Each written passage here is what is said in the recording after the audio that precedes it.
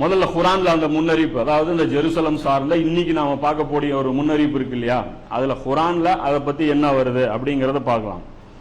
பிறகு நாம் பனி இஸ்ராயல்களிடம் கூறினோம், 17வது அத்தியாயத்தில் 104வது வசனம், நீங்கள் இப்பூமியில் குடியிருங்கள், இறுதி வாக்குறுதிக்கான நேரம் வரும்போது நீங்க பூமியிலே குடியிருங்க, தங்கியிருங்க, இறுதியான அந்த வாக்குறுதி அதாவது யௌமுல் ஆகிரா வரும்போது உங்களை வாரி சுருட்டி ஒன்றாக இங்கு கொண்டு வருவோம் அப்படிங்கிற. இப்ப இந்த முன்னறிவிப்பு இஸ்ரேலுடைய மறு உருவாக்கம் ஏற்பட்டது இல்லையா, 1948 ஏற்பட்டது இல்லையா, அதை குறிக்கும் அப்படிங்கறத இந்த பயானுடைய மெயின் இது. யூதர்களை பார்த்து அல்லாஹ் சொல்றான், நீங்க பூமியில பரவலா தங்கி இருங்க, கடைசி காலத்துல நான் உங்களை ஒன்றாக ஒரு இடத்துல ஒரே இடத்துல உங்களை அசம்பிள் பண்ண வைப்பேன் அப்படிங்கறத இஸ்ரேலுடைய, அதாவது இஸ்ரேல் இப்ப யூசர்கள் எல்லாம் போய் ஒவ்வொன்னா போய் ஜாயின் ஆகுறான்ல, அந்த முன்னறிவிப்பை குறிக்கும் அப்படின்னு சொல்றோம். அதே மாதிரி 21வது அத்தியாயத்துல 95, 96வது வசனத்துல அல்லாஹ் சொல்றான், நாம் அளித்த அந்த ஊரார்கள் மீது திரும்ப வருவதை தடை செய்து விட்டோம். அந்த ஊரு திரும்ப வருவதை அந்த ஊரார்கள் மீது தடை செய்து விட்டோம். நிச்சயமாக அவர்கள் திரும்பி வர முடியாது. நிச்சயமா நீங்க திரும்பி வர முடியாது. எதுவரை என்றால் அது ஒரு கண்டிஷனோட அல்லாஹ் சொல்லும் போது, யாஜூஜ் மாஜூஜ் திறந்து விடப்பட்டு ஒவ்வொரு உயரமான இடங்களிலும் பரவிவிடும் வரை. இது 21வது அத்தியாயத்துல 95, 96 வசனம். இப்ப இந்த இடத்துல அல்லாஹ் என்ன சொல்றான், அந்த 17வது அத்தியாயத்துல அல்லாஹ் சொல்றான்ல, நீங்க ஊருக்கு மறுபடியும் திரும்பி ஒரு இடத்துல உங்களை கொண்டு நான் சேர்ப்பேன் அப்படின்னு சொல்லி சொல்றான்.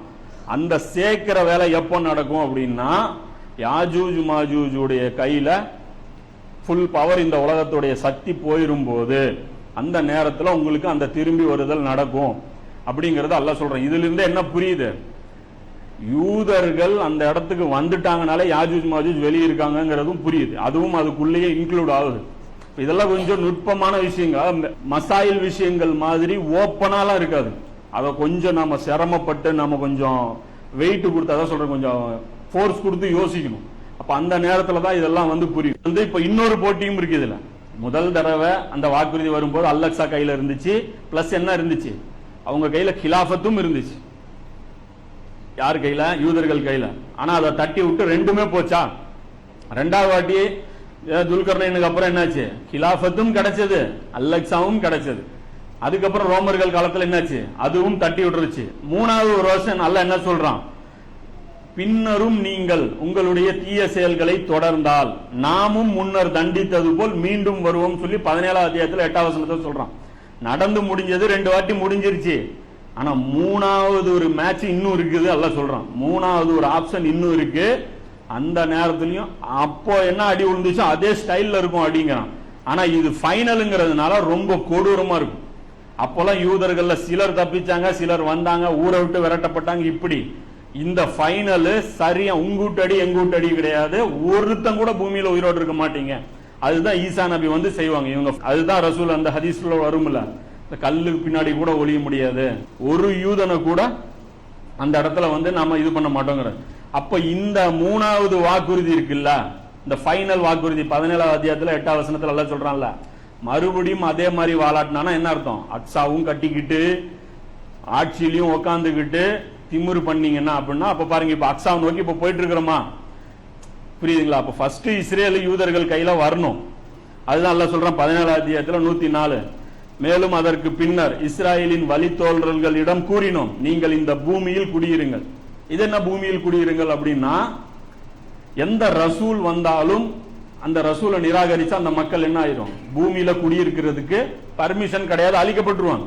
அதுவும் எப்படி அழிக்கப்படுவாங்க, அடியோடு அழிக்கப்படுவாங்க. ஒருத்தர் இல்லாம மொத்தமா அழிக்கப்படுவாங்க. ஆனா இந்த இடத்துல அல்லாஹ் இவங்களை என்ன பண்ணி வச்சிருக்கிறான், ஈசா நபியை நிராகரிச்ச அந்த நிராகரிப்ப அல்லாஹ் தள்ளி போட்டிருக்கான். அவங்களுடைய அந்த அழிவு காலம் என்ன பண்ணிருக்கான், தள்ளி போட்டிருக்கான். அல்லாஹ் அதைத்தான் சொல்றான், நீங்க பூமியில கொஞ்ச நாள் இருங்கடா. அல்லாஹ் சொல்றான் பூமியில இருங்க, பரவியும் போங்க, அதை பத்தி எனக்கு பிரச்சனை இல்ல.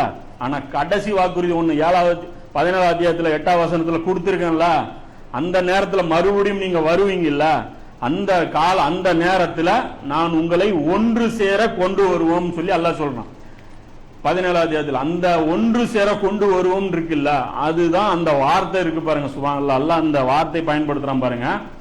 அதுதான் இப்போ நடந்துட்டு இருக்கிற அந்த 1948 இருந்து இப்போ படிப்படியா அந்த இஸ்ரேலுடைய அந்த வளர்ச்சி இருக்கு பாருங்க, அதை குறிக்கக்கூடிய அந்த வார்த்தை.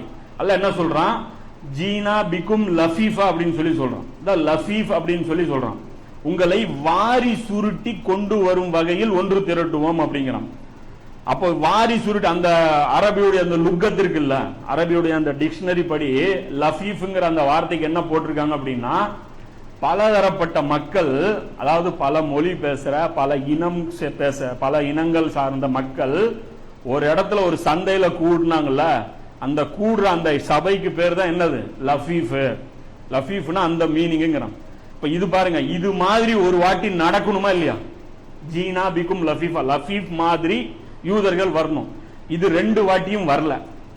ஃபர்ஸ்ட் வாட்டி அவங்க எப்படி வந்தாங்க, சிதறடிக்கப்பட்டு நெபுகத்நேசர் புடிச்சிட்டு போயிட்டான். ஒரே இடத்துல தான் இருந்தாங்க, புரியுதா? ஒரே இடத்துல இருந்தாங்க, ஒரே மொழி பேசுறவங்களா இருந்தாங்க, ஒரே கலாச்சாரம் கொண்டவர்களா இருந்தாங்க. இவங்களுடைய ஷேப்பு மாறவே இல்லை. அப்போ அவங்க போய் என்ன பண்ணிட்டாங்க, மறுபடியும் போய் செட்டில் ஆயிட்டாங்க. ஆனா அடுத்து வரும்போது நீங்க எப்படி இருப்பீங்கன்னு நல்லா சொல்றான். பல மொழி பேசுறவங்களா இருப்பீங்க, பல கலர்ல இருப்பீங்க, பல ஷேப்ல இருப்பீங்க, பல வடிவத்துல இருப்பீங்க நீங்க அப்படிங்கிறான். இப்போ இவங்க 2000 வருஷமா இப்ப என்ன ஆயிட்டாங்க அப்படின்னா, பல வடிவத்துல இவங்க மாறிட்டாங்க. அந்த ரோமர்களால் துரத்தி அடிக்கப்பட்டாங்கல்ல, நம்ம நினைக்கிறது என்னன்னா ரோமர்களால் துரத்தி அடிக்கப்பட்டவங்க மதீனால இருந்தாங்கன்னு நினைக்கிறோம். அப்படி நம்ம தப்பா கணக்கு போடுறோம். ரோமர்களால் துரத்தி அடிக்கப்பட்டாங்க, யூதர்கள் வந்து மதீனால வந்து தங்கிட்டாங்க. சோ மதீனால இருக்கிறவங்க தான் யூதர்கள், வேற எங்கேயும் யூதர்கள் இல்லைன்னு நினைக்கிறோம். ஆனா இன்னைக்கு யூதர்கள் எந்தெந்த இடத்துல அந்த நேரத்துல போயிருக்காங்க தெரியுமா? இஸ்ரேல், இப்ப இருக்கிற இஸ்ரேல்ல பெரும்பகுதி இருக்கிறாங்க. 2வது பெருசா எங்க இருக்கிறாங்க, America, France, Canada, Britain, Argentina, Russia, Germany, Australia, South Africa, India, Spain, Iran, Ireland, Japan, Tunisia, Thailand, Egypt, இது மாதிரி 113 நாடுகள்ல யூதர்களுடைய குடியிருப்பு இருக்கு. யூதர்கள் இன்னைக்கு எத்தனை நாட்டில் இருக்காங்க, 113 நாட்டில் 2,34,72,400 பேர் இருக்கான். இத்தனை நாட்டில் இருக்கான். இப்போ இவன் எல்லாம் ஒரு இடத்துல போய் இஸ்ரேல்ல உட்காந்தான்னு வைங்க, அது என்னது, லஃபீஃப். ஆப்பிரிக்கன்ஸா இருக்கிறானுங்க இவனு. நீக்ரோவாவும் கலப்பு திருமணம் எல்லாம் பண்ணி நீக்ரோவாவும் இருக்கிறானு. நைஜீரியால இருந்து ஒரு குரூப் போச்சு, கப்பல்ல போய் பிளைட்ல போய் இறங்குறான். அவனை வந்து இஸ்ரேல் பிளாக் எடுத்துட்டு போய் இறங்குறான். இஸ்ரேல்ல இருக்கிற அந்த யூதர்கள் இருக்காங்கல்ல, அவங்க எல்லாம் கூப்பிடுறாங்க, வாங்கடா வெல்கம் வெல்கம் சொல்லி, அதான் குடியேற்ற போறாங்க. இவங்களுடைய எல்லாமே என்ன பண்ணிட்டு இருக்காங்க, கொண்டு போய் இப்ப ஒவ்வொருத்தரா போய் ஷிஃப்ட் ஆயிட்டு இருக்கான். இந்த ஷிஃப்டிங் கம்ப்ளீட் ஆயிருச்சுன்னா தஜ்ஜாலும் வந்துருவான், ஈசா நபியும் வந்துருவாங்க. அப்ப இந்த முன்னறிவிப்பு தான் நபி ஸல்லல்லாஹு அலைஹி வஸல்லம் சொல்றாங்க, பைத்துல் முகத்தஸின் குடியேற்றம், உம்ரானு பைத்துல் முகத்தஸ், பைத்துல் முகத்தஸின் குடியேற்றம் மதீனாவுக்கான தீங்கிற்கான நேரமாகும் அப்படின்னு சொல்லி நபி ஸல்லல்லாஹு அலைஹி வஸல்லம் சொல்றாங்க இல்லையா? அந்த இதுவும் மேட்ச் பண்ணீங்க அப்படின்னா அதோட இது என்னங்கிறது புரியும்.